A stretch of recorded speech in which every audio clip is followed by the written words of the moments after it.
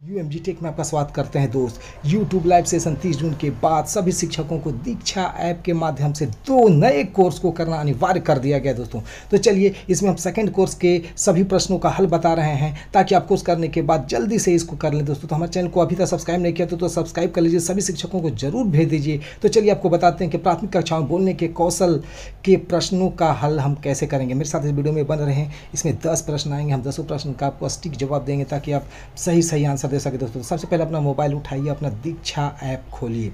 दीक्षा app जैसे खोलेंगे इस तरह का पोर्टल खुलेगा दोस्तों। और नीचे देखिए हम घेर के बता रहे हैं, यहाँ से आप अपना कोर्स आप चयन करेंगे। जैसे ही घेर के हम बता रहे हैं, इसको जैसे टच करेंगे आपके सामने पहले जितने भी कोर्स किए सारे कोर्स आ जाएंगे। और यहाँ पर देखिए आ जाएगा, यहाँ पे पहला कोर्स था गणित के मुख्य कौशल और दूसरा कोर्स था आपका ये कोर्स प्राथमिक कक्षा में बोलने के कौशल। जैसे ही इसको टच करेंगे इंटरफेस खुलेगा ज्वाइन कोर्सेज। आप कोर्स को ज्वाइन करें और वहाँ पर एक एक करके जितने भी उसके अंतर्गत पार्ट हैं उसको ज़रूर पूरा करें। और पूरा करने के बाद आपकी समझ को परखें। आपका जो प्रश्न आएगा उसको आप टच करें। जैसे ही टच करेंगे आपके सामने 10 प्रश्न आएंगे। 10 के बहुत सारे विकल्प होंगे जिसमें एक विकल्प भी सही हो सकता है और अधिक से अधिक विकल्प भी सही हो सकते हैं दोस्तों। तो चलिए आप मेरे साथ बने रहें, हमारे चैनल को लाइक करें, सब्सक्राइब करें, शेयर करें, अधिक से अधिक लोगों को भेज दें। और एक एक करके 10 प्रश्न आएंगे, आप ध्यान से उसे देखें और उसे अपने साथियों के बीच भी शेयर कर दें ताकि सही 10 में से 10 मार्क्स मिल सके दोस्तों। तो चलिए आपको बताते हैं, ये रहा पहला सवाल। पहला प्रश्न है कि आरती जी की कक्षा में कुछ बच्चे अपनी बात बोलने में झिझक महसूस करते हैं। वे कक्षा के ऐसे बच्चों की बोलने के कौशल को विकसित करने में मदद कैसे कर सकते हैं। आप एक से अधिक विकल्प चुन सकते हैं। पहला है उनमें कक्षा में सामने आकर बोलने को कहकर। दूसरा है उनकी प्रतिक्रिया, विचार आदि की सराहना कर और तीसरा है उन्हें छोटे समूह में बोलने की गतिविधि करवाकर। और चौथा है उन्हें विषय के बारे में रट कर बोलने को कहकर। तो आपका सही आंसर होगा दूसरा और तीसरा। इसको आप टिक करके आगे बढ़ें। तो ये देखिए आपका विकल्प सही होगा दोस्तों। आप जारी रखें और अगले प्रश्न की ओर चलते हैं। दूसरा प्रश्न आता है कि हाल ही में मुकेश जी ने अपनी साथी शिक्षकों से बातचीत करते हुए बच्चों के कक्षा में न बोलने के कारणों को समझने की कोशिश की। आपके अनुसार उसके बाद उनमें क्या क्या बदलाव आ सकते हैं। आप इसमें से एक से अधिक विकल्प चुन सकते हैं। पहला है मुकेश जी बच्चों के न बोलने के व्यवहार के प्रति अधिक संवेदनशील हो पाएंगे। दूसरा है वे उपयुक्त गतिविधियां सोच पाएंगे जो बच्चों के बोलने के लिए प्रोत्साहित करें। तीसरा है वे सभी बच्चों के बोलने के लिए नहीं कहेंगे। चौथा है मुकेश जी कक्षा में पढ़ने लिखने से जुड़ी गतिविधियां ज़्यादा करवाएंगे। तो सही आंसर होगा पहला और दूसरा। आप इसको टिक करके आगे करें, सबमिट कर दें और आगे बढ़ें। ये देखिए सही हो गया। आप जारी करें और आते हैं तीसरे प्रश्न की ओर। तो इसमें से है तीसरा प्रश्न है कि निम्न में से कौन सा विकल्प सुनने और बोलने के संबंध को सही तरह दिखाता है। किसी एक विकल्प को चुनें। सुनने और बोलने की गतिविधियां अलग अलग होनी चाहिए। दूसरा है बोलने के कौशल को विकसित करने के लिए अर्थपूर्ण और रोचक सुनने के तरीके मिलना जरूरी है। और तीसरा है सुनना बोलने और कौशल पर आधारित है पर बोलना सुनने पर नहीं है। इसका सही आंसर होगा दूसरा कि बोलने के कौशल को विकसित करने के लिए। तो इसको टच करके जैसे इसको टच कीजिए, देखिए ये सही हो गया। अब बढ़ते हैं अगले प्रश्न की ओर, चौथे प्रश्न की ओर। चौथा प्रश्न, मीनल जी अपनी कक्षा दूसरी के बच्चों को बोलने के दौरान की गई गलतियों को उन्हें रोक कर ठीक करते हैं। आपको क्या लगता है इससे बच्चों पर क्या प्रभाव पड़ेगा। किसी एक विकल्प को चुनें।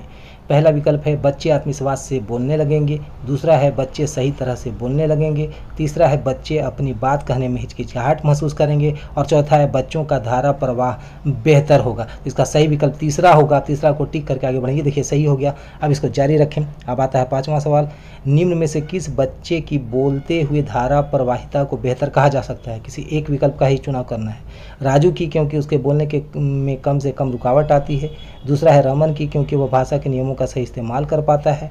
तीसरा है रीमा की क्योंकि वह बोलते हुए सही शब्दों का चुनाव करती है। और चौथा है राधिका की क्योंकि वह बोलते हुए शब्द जोड़ देती है। आपका सही आंसर पहला होगा। आप इसको टिक करके आगे बढ़ें। जैसे ही आगे बढ़ें, छठा प्रश्न आएगा, अगर आप अपनी पहली कक्षा के बच्चों को रोचक और पूर्ण बोलने के लिए मौके देना चाहते हैं तो निम्नलिखित में से कौन सी गतिविधियां सबसे उपयुक्त रहेगी। आप एक विकल्प चुनें।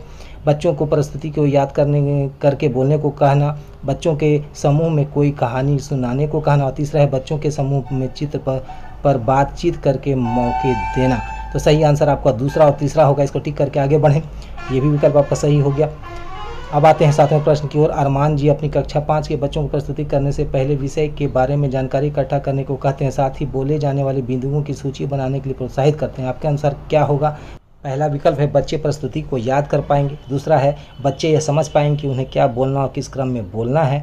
तीसरा है कि बच्चों को बोलते हुए प्रवाह बेहतर होगा। और चौथा है बच्चों का लिखने का कौशल विकसित होगा। तो इसका सही आंसर दूसरा और तीसरा होगा। आप इसे टिक करके आगे बढ़ें। ये भी सही हो गया। अब जारी रखें। अब 8वां प्रश्न आता है, वाद विवाद की गतिविधि बोलने के कौशल को बढ़ाने में काफ़ी मदद कर सकती है। इसके क्या कारण हो सकते हैं? आप एक से अधिक विकल्प चुन सकते हैं। पहला, बच्चे एक दूसरे की बात सुनकर उस पर उपयुक्त प्रतिक्रिया दे पाएंगे। दूसरा, बच्चे एक दूसरे की बात को काट कर बोलना सीखेंगे। तीसरा, बच्चों को एक विषय के बारे में अपने विचार साझा करने का मौका मिलेगा। इसका सही आंसर होगा पहला और तीसरा। आप पहला और तीसरा को टिक करके सबमिट करें। ये देखिए, ये भी सही हो गया। जारी करें। आप 9वें प्रश्न की ओर आते हैं। आपके प्राथमिक कक्षाओं के बच्चे कई बार मैं जा रहा रही हूँ की जगह मैं जा रहा और जारी हूँ बोल देते हैं। ऐसे में आप क्या करेंगे? सबसे उपयुक्त एक विकल्प को ही चुनना है। हमेशा पहला है हमेशा उनकी इस गलती को नज़रअंदाज कर देंगे। दूसरा है उनकी बात को सही उच्चारण के साथ दोबारा कहेंगे और उनका ध्यान उस पर दिलाएंगे। और दूसरा है मिनिमल पेयर से जुड़ी गतिविधियां कराएं। तो दूसरा आंसर सही होगा, उनकी बात को सही उच्चारण के साथ दोबारा कहेंगे। इसको टिक करके आगे बढ़ें। देखिए भी सही हो गया। जारी करें। 10वां और अंतिम प्रश्न आ रहा है दोस्तों। तो नारंग जी बच्चों को कक्षा में नाटक करवाते हैं ताकि बच्चों का बोलने का कौशल विकसित हो। नाटक की गतिविधि बच्चों को क्या क्या सीखने में मदद कर सकती है? आप एक से अधिक विकल्प चुन सकते हैं। पहला है सपाट आवाज़ में बोलना। दूसरा है बात में उपयुक्त जगह पर ठहराव देना। और तीसरा है कुछ मुख्य शब्दों पर जोर देना। तो दूसरा और तीसरा विकल्प सही है। इसको टिक करके आगे बढ़िए। तो ये देखिए, ये भी विकल्प सही हो गया। यानी 10 में से 10 प्रश्नों का आपने सही उत्तर दे दिया है दोस्तों। तो बहुत ही अति उत्तम कार्य हुआ। और सारे शिक्षकों को भेज दीजिए। हमारे चैनल को लाइक करें, सब्सक्राइब करें। मेरा इस पर पहला वीडियो गणित के मुख्य कौशल का प्रश्नोत्तरी जरूर देखें। और कैसे सर्टिफिकेट डाउनलोड करने आने वाला वीडियो है जिसको जरूर